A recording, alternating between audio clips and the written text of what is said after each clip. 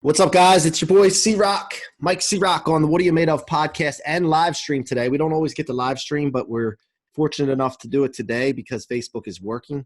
And I'm excited to have a friend of mine, Miss Tori Kruse, who's actually, did I pronounce that right? You did. Okay. Who's a former 2018 Miss USA. And I have a little bio I'll read as well. But before we get into that, I want to remind everyone that What Are You Made Of podcast has one dominating rule, and What Are You Made Of movement as well. One dominating rule, and that is to turn all letdowns, setbacks, negativity, and convert it into rocket fuel for your future. And then once you get that through your brain and really wrap your head around that and understand that, your life will never be the same. You'll be able to handle things so much better, just like the environment that we're in currently right now, and also produce at such high levels that you could have never imagined. So I want everybody to understand that rule.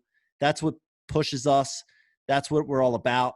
And then we want to continue to bring guests on to share their stories to inspire you of how they use that rule.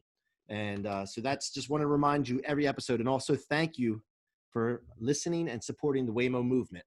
And just wanted to also, guys, remind you that 1 p.m. Fridays, we have the Waymo Teens, where we bring guest speakers in to speak to teenagers, basically from ages 10 to 20, to really get into their heads and help them with their mindset early on, talk about financial literacy, and talking about removing limits from their brains. So with that being said, and by the way, if you want any information on that, just DM me here on Facebook or on Instagram at Mikey C-Roc with no K. And so let's get back to Tori, our guest. I had the opportunity to be on her podcast, which was pretty awesome. And I love the opportunity to go into other people's podcasts and share the What Are You Made Of movement. But Tori is a leading expert in the field of mindset and confidence work. She started her career in St. Louis, Missouri, and not long after moved to Hollywood, where she was a print and runway model and a freelance sports reporter, which I love sports. Tori is a former Miss Missouri USA and competed at Miss USA in 2018. She walked the runways of New York Fashion Week, along with being featured in many fashion magazines. Tori is a successful entrepreneur, and her business Highlights and Heels is the name of it, where she speaks to millennial-aged women about developing clarity, confidence, and consistency with their goals. Tori also coaches women through her 7-week program that transforms their mind and empowers them to have the confidence to achieve their dreams and believes in themselves.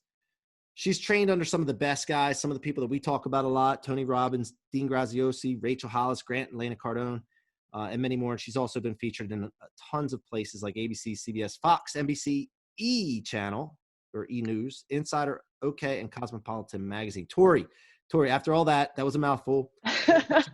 Welcome to the show. Thank you. Thank you so much for having me. This is a special treat for me. Well, listen, I'm glad that you allowed me to come on yours. So I wanted to return the favor and get you some exposure for your program, because I believe in what you do. And I believe in that the ability that you have to help others is important. So I wanted to get you as much exposure as I had the ability to.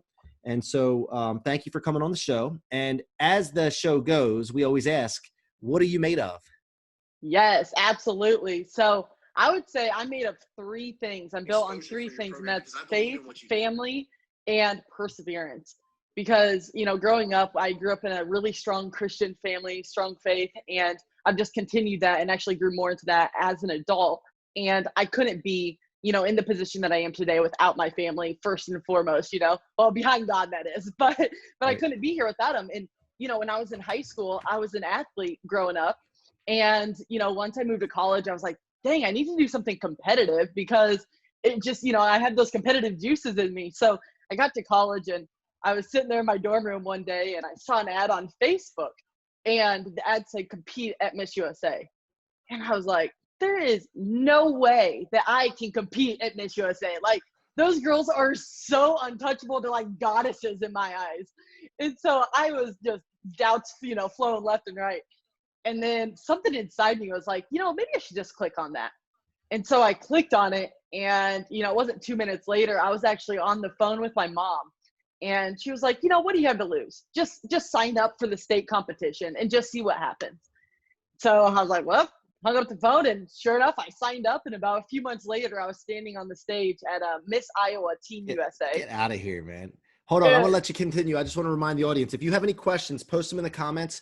We are going to try to get to every question that you guys have for Tori or myself. But before you go any further, I got to ask you a question. So you didn't grow up in beauty pageants? No. I was an athlete growing up. And what sport did you play, or sports? I was playing basketball, volleyball, and golf. Awesome. Golf. Oh, geez. Golf is my favorite. So And no, now I'm in Scottsdale, Arizona, so it's even better. so you still play? I do, yes. Oh, awesome. As What's much your as I can. handicap? Well, let's not talk about that. Okay, That's getting okay. a little too serious. That's getting too personal. Sorry. She told me before we came on the show, do not ask me about my golf handicap, but I crossed the line. I'm sorry. Cross the line. No, that's great though. I definitely we're going to take a trip out to Arizona at some point. My friends and I were talking about that, so we haven't been out there to play golf yet. But You better get out here before it's too hot. yeah. But that's awesome, man. So anyway, go back to your story. Sorry, I had to cut in there. Yeah, no. So I mean, I never consider myself as a pageant girl. Actually, I just posted on Instagram yesterday, and I was like, I was an athlete, and once I got to Miss USA, I realized that all the other girls grew up athletes too, most of them. So that was kind of an interesting thing. But yeah, it's kind of crazy because you instantly think they were, born and raised in pageantry. And to me, at first, I just wanted to win. That was my goal. And because I was just competitive from sports. But then once I started competing, I took a couple years off, and then I moved to Missouri after I graduated college. And that's when I was just hooked. I had new directors, a whole new mindset too, where I was like, okay, there's a bigger purpose in this for me. And so that's when I started really putting in the mindset work, the confidence work, kind of where all this came now. And it took me actually 6 tries overall, 8 years as a whole. And then I finally won Miss Missouri USA. And then I was on to Miss USA. So that's what really drove me. Yeah, you just breezed through the fact that it took 8 years. So you just breezed through the fact that, let me stop you for a second. And the people listening, 8 years it took to get there. Some people look at it, and I always talk about the journey is invisible. For success, people don't see the journey. So can you talk about, before you go any further, I'm sorry, I have to cut you off and keep doing this because I don't want to forget. That's fine. But during the 8 years, tell us about some setbacks, some letdowns, things like that you kept driving through, and then you using it to fuel you to get to where you went. Yeah, absolutely. That rule number 1, right? Yep. Dominating. Yes. So, when I started, like I said, I was an athlete. I just wanted to win. And when I got there, I had no clue. I ate chicken and broccoli. I went to the gym. I was like, oh man, I'm going to win this thing. My first year. And I had the meanest spray tan in town. I mean, I was probably the orangest one on that stage, and I thought I was going to win. And, right then and there, it was like an eye-opening experience when I didn't even place top 5, because I was like, whoa, like there's more to this than I even realized. And so that kind of started to sink in then. And then I went back another year and I wanted to win again. And then when I finally got serious, it was like, perseverance. And that's where the faith, family, and perseverance comes in, because I had to persevere every single time, and I got told no. And, some years I didn't even advance to a better level. And so being told no and learning how to bounce back and do better the next year is just, it takes a certain amount of grit and a certain amount of, just like I said, perseverance to get back up on stage and just figure out, like, I deserve to be here. I'm learning, and take every step as a learning process. And that was huge for me too, is not taking it as a loss, but taking it as a learning experience. How many times did you feel the urge to quit? Oh man. I've been extremely blessed, like I said, with my family and my support system. So they pushed me so far and they always supported me. So I got to say, I've been extremely blessed. Like, they never told me to stop.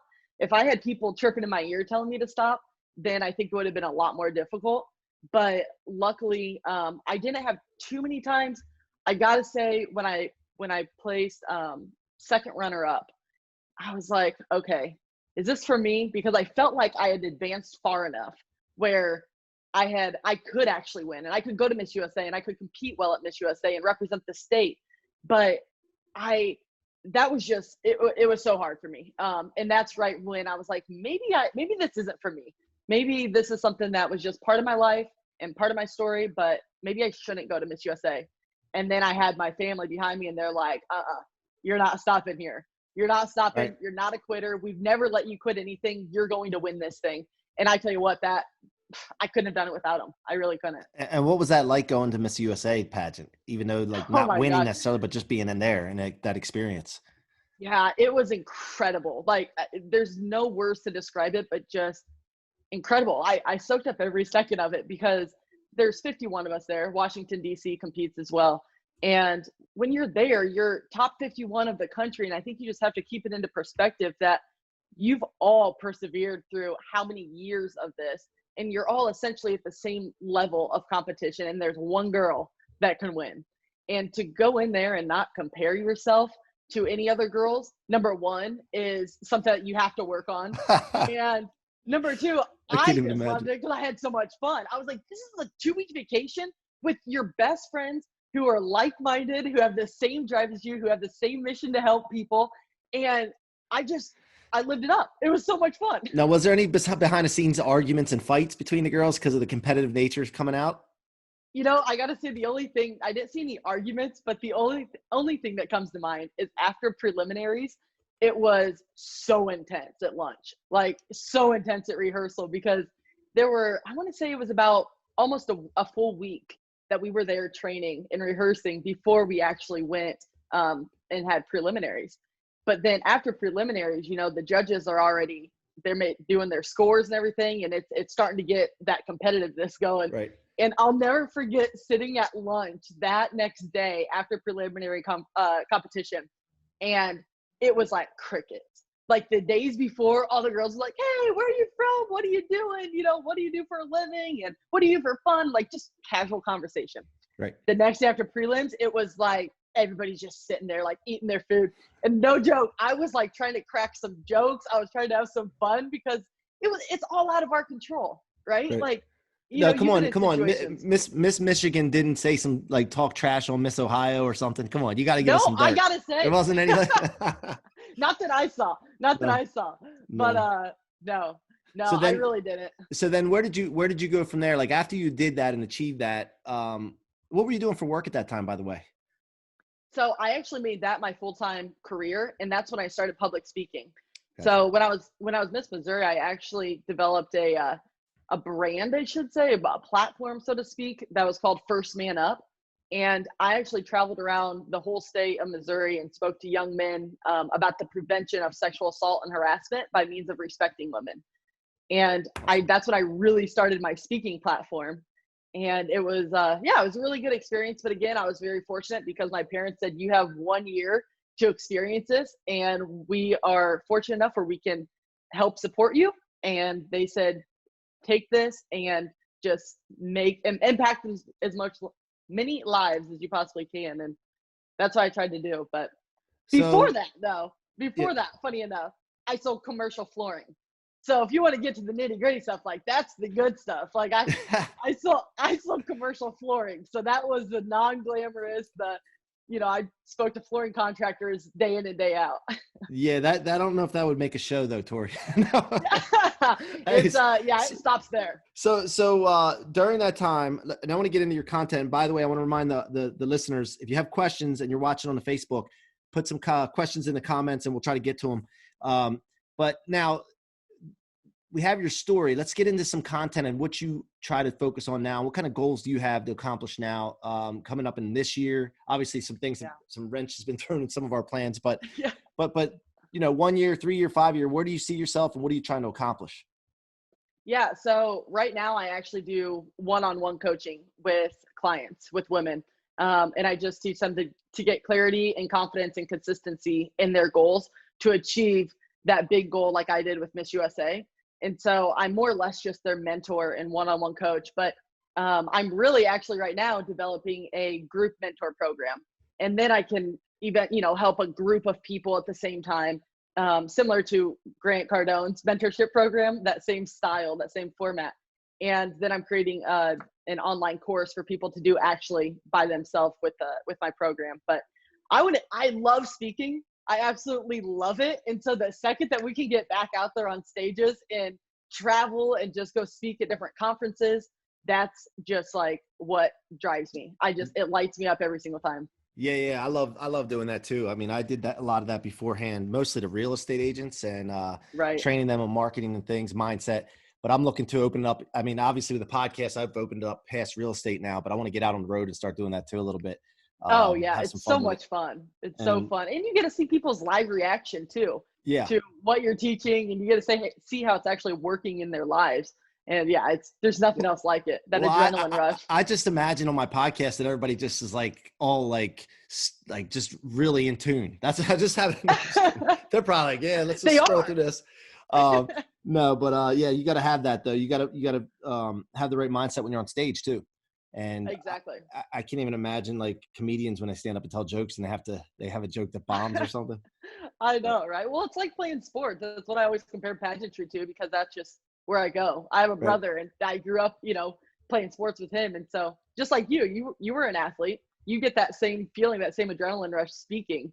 Yeah. And it's so fun. Yeah. So I'm in the mortgage business as well, as a lot of you know, and we have a large division for Nations Lending, and we do home loans. And I got out of the origination part of it. And when I did, and I've been in sales since 1998, I missed that because I had football, golf, and then I had that competitive juice flowing.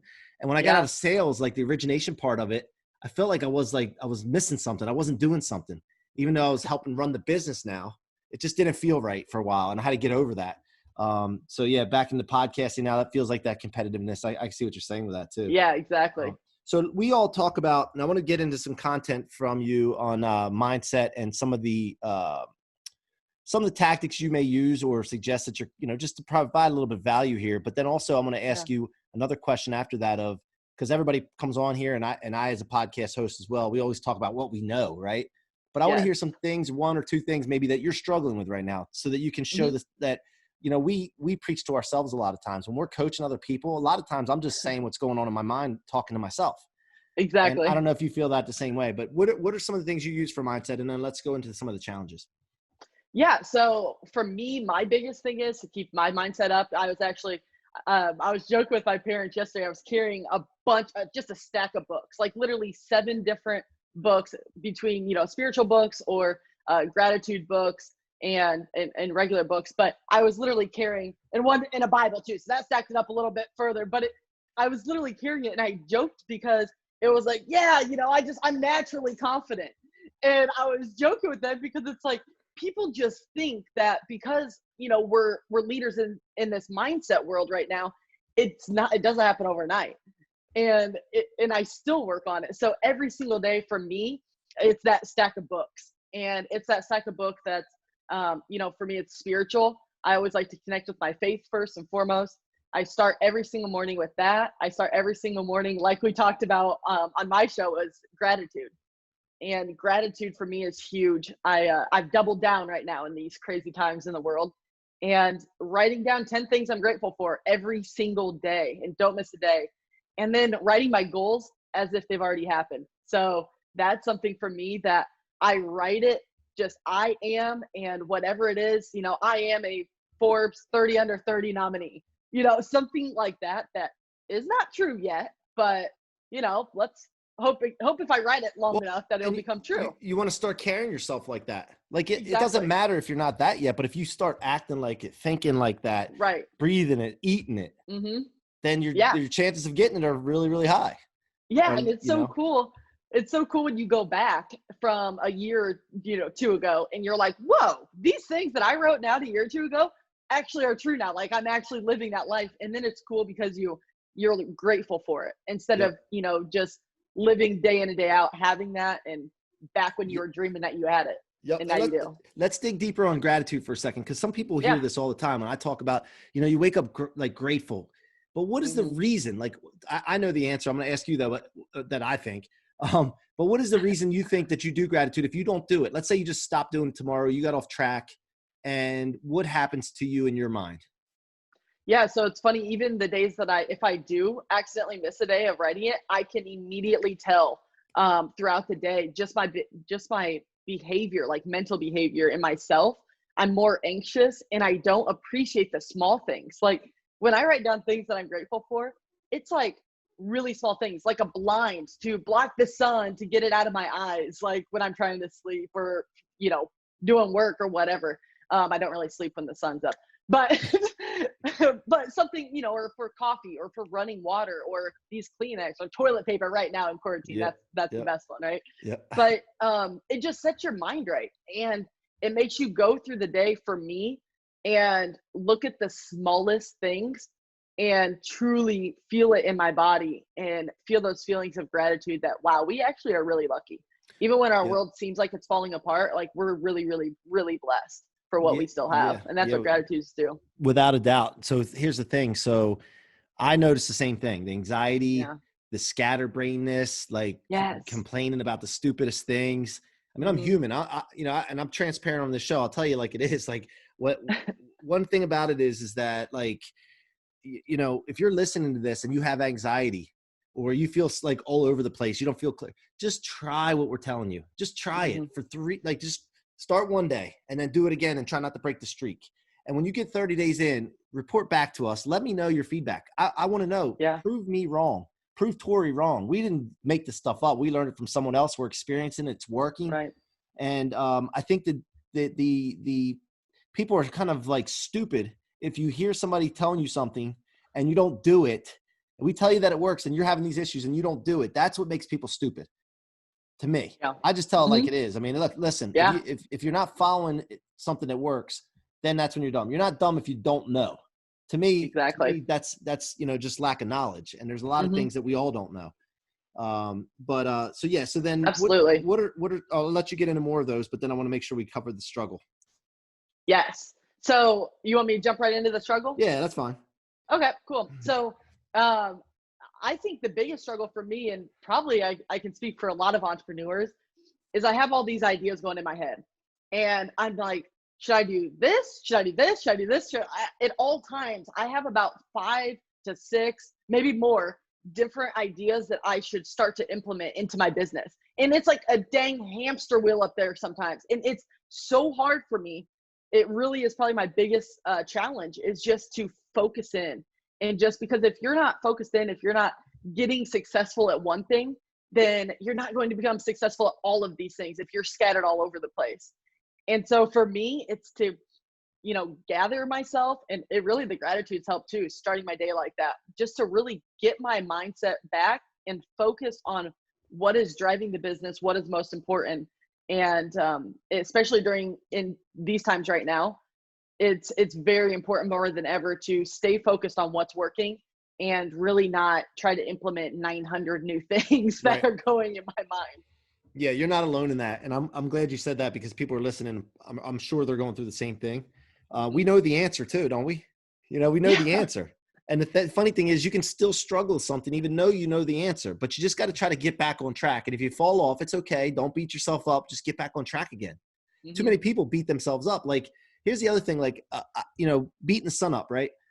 I'm not a big fan of beating the sun up if you had something going on the night before that was serious, that could help your business, your mindset, or whatever. So sometimes I would get into a trap of beating myself up if I didn't wake up before the sun's up, when I was up till 11:30, 12 o'clock at night doing something that was beneficial.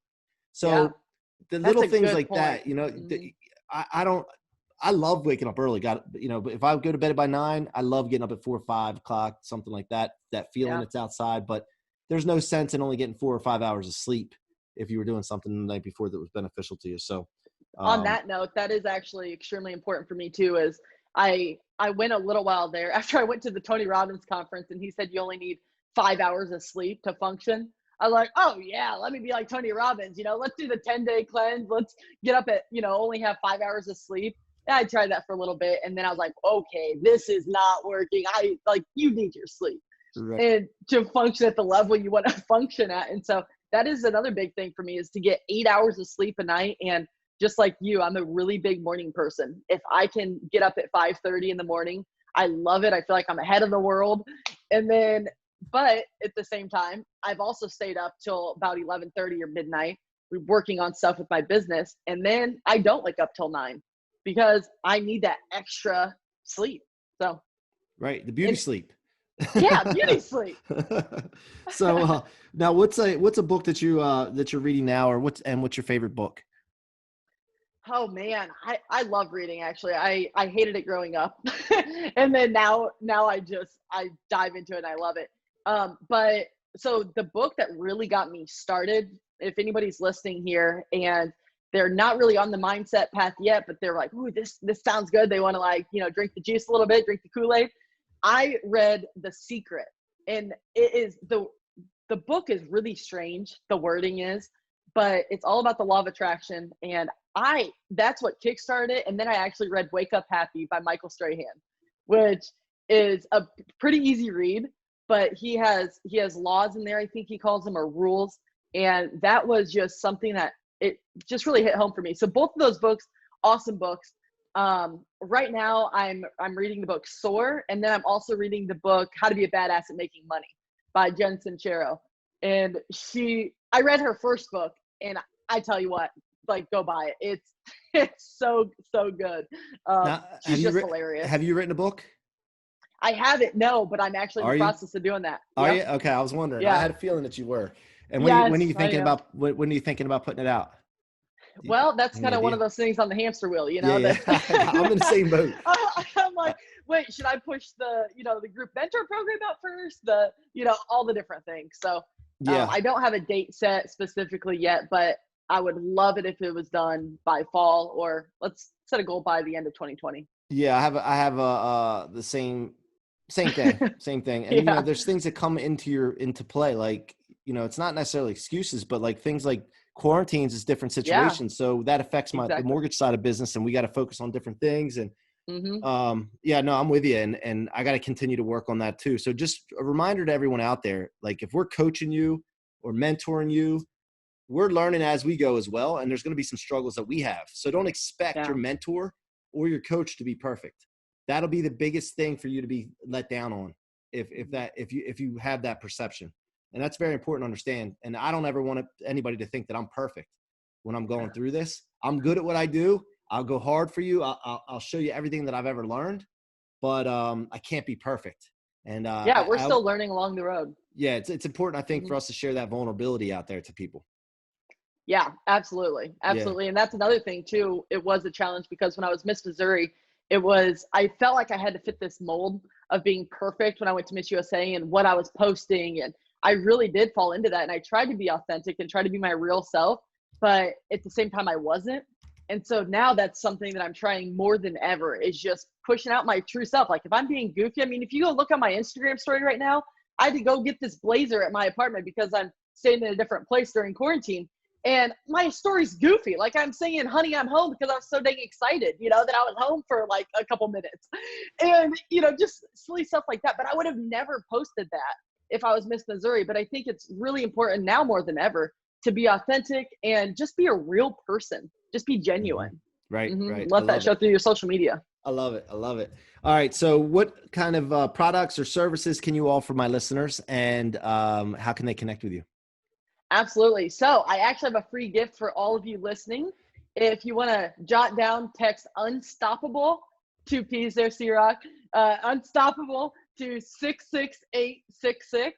And that you'll have a PDF download right into your inbox. And that is a winning mindset starter guide. So that'll have your goals. You can write down a few goals, a why statement there, and then it'll actually give you a daily checklist. So at the end of every single day, you can make a check mark next to different things, like, for instance, gratitudes and your I am statements, your goals, and all of that. So download that PDF, and What was that number again? It's 66866.